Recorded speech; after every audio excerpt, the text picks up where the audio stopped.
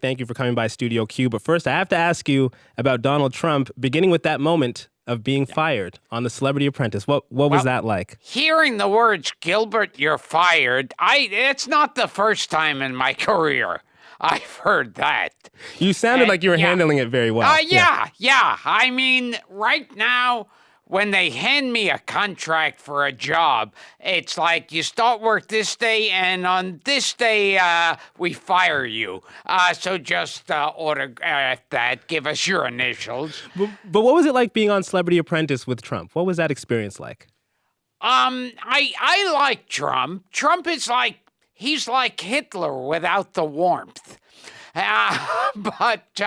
No, he was... But do you like him as a person, like in the day-to-day interaction? My little dealings with him, I actually did. That's the funny part about it. And it's funny how they edit these shows. Like, you see him very coldly fire me, but they don't show afterwards when he invited me into his office and we lied on the couch together and cuddled for an hour. And see that they don't show. They always edit out that good stuff. It's the soft side of him. Well, I mean, what's interesting is he obviously does have an appeal. You've met him, you've talked to him. Tell us about what is his charm. Why is he so popular in your encounters with him, besides he's a good cuddler? It's a weird thing, because when he first started running, I thought it was going to be one of those like celebrity publicity campaigns. Like, Roseanne Barr was running for president. Gary Coleman was running for everybody. And I thought that's what this was going to be. And it just finally took off. And I think,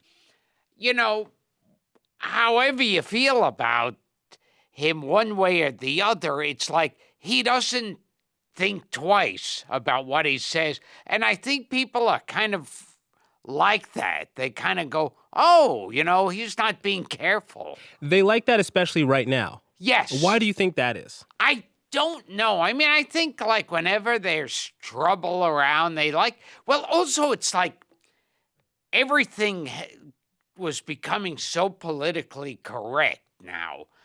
And I think so if he goes up and says anything, they go, oh, God, what a relief. Now, you're both from New York, you and Donald Trump. What do you imagine are the differences in how he experiences New York and how you experience New York on a day-to-day basis? I think he eats better, has a car that picks him up, and... I'm Shad. This is Q, and my guest is comedian, actor, and writer Gilbert Gottfried. He's in Toronto tonight as a host of a comedy show at Massey Hall.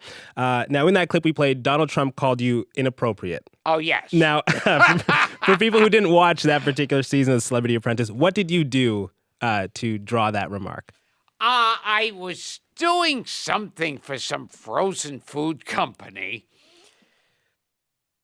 and...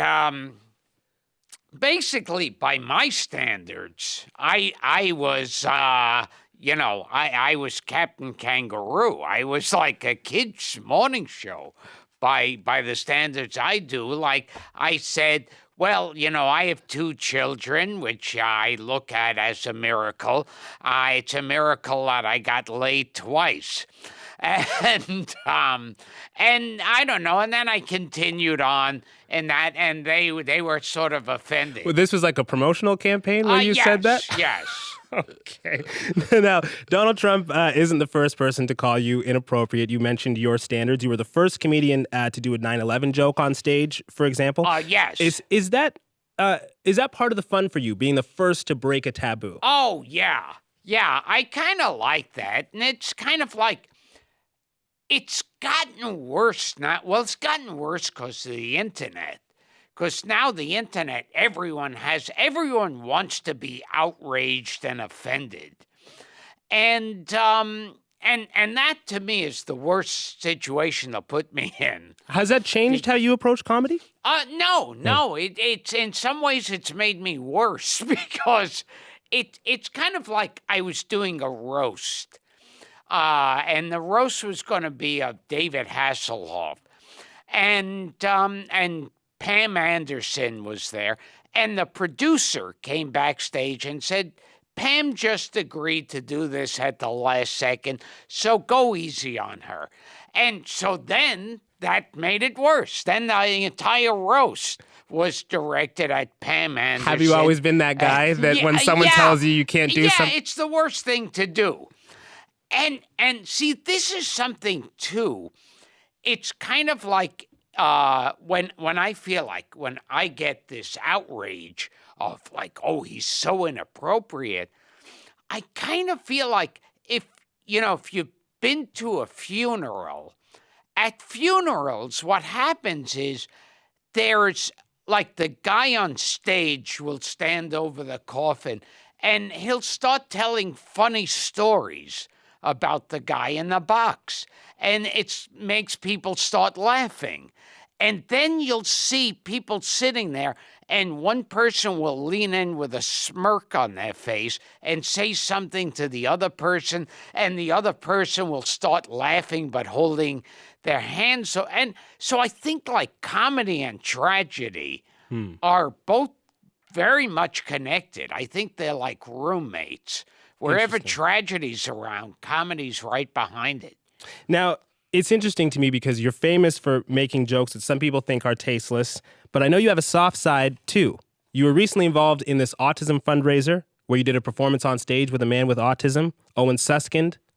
Yeah. When did you tell me about when you first found out about Owen? This was a very odd story. Because it was in the New York Times that there was this Ron Suskind who's a writer. And he had a son who's Owen, who was autistic. And he said at one point, the autism, he was sinking lower and lower into it. And he couldn't speak to his son at all. And they had taken him to every doctor and they couldn't figure out what to do. But the son would watch Disney animated films constantly, like throughout the day. Mm-hmm. And at one point, the father, in one of those, oh, what the hell moments, he came into his son's room and the son had a puppet, a hand puppet of my character, Iago, the parrot from Aladdin. And he put it on his hand and he started imitating my voice as Iago. Mm-hmm. And he said, hi, Owen. And Owen turned and looked to the parrot, and he said, hello. And then he said, how are you? And he goes, I'm not happy. I don't have any friends. And that was like the communication. It's such an amazing story of how that kid opened up. Oh, yeah. I think that proves that I can do incredible things as long as I'm not directly involved. If I'm directly involved, there'll be people dead, buildings will explode. If I'm indirectly involved, then it's a fantastic. Yes. But you got it's an amazing story. But you got directly involved. What made you want to connect with the family? Well, after that article that I could not believe. I mean, I just read and reread that article. And then my wife got in touch with Ron Suskind. And then we decided at that point, his son Owen, he went to a school for kids with autism. And he started his own Disney club. And where they would act out Disney movies. And they were going to act out Aladdin. So secretly from Owen, I took the train out, and when they were doing the play, right when it was Owen's time to speak, I burst in through the door as Iago, and the kids went crazy. Wow. Yeah, and it was like it was an amazing moment. What was that moment like for you? That was pretty incredible. Yeah. What was it like to meet Owen? Great. Great meeting Owen. And then later on, Robert Schmeigel does this Autism Speaks. No, that's the name of the organization. Robert Schmeigel does this autism. That's one of those organizations that deal.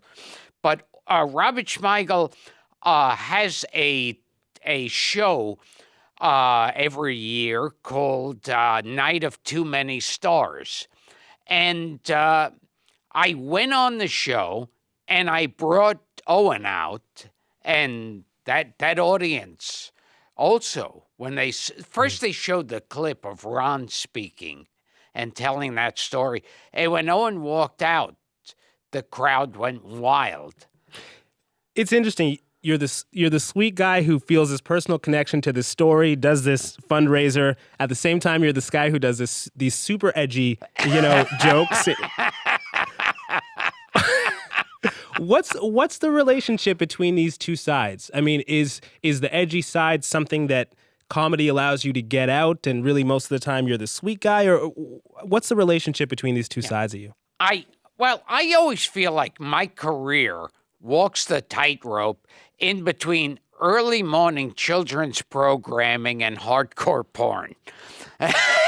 It's yeah. I mean, there's really both sides. Yeah. And I remember every time I get in trouble on the internet, it's like I'm made out to be like this horrible villain because, it's like what? Because I made a joke, Tell me what the feeling is like, because most of us never have that experience of really pushing a boundary. What does that feel like inside of you when you know you're the first to break a taboo, or you're definitely pushing the edge on something? Yeah, well, I mean, like one of the first times it happened, I was a presenter on the Emmys, and Pee Wee Herman had just gotten arrested in a porno theater for playing with his pee-wee.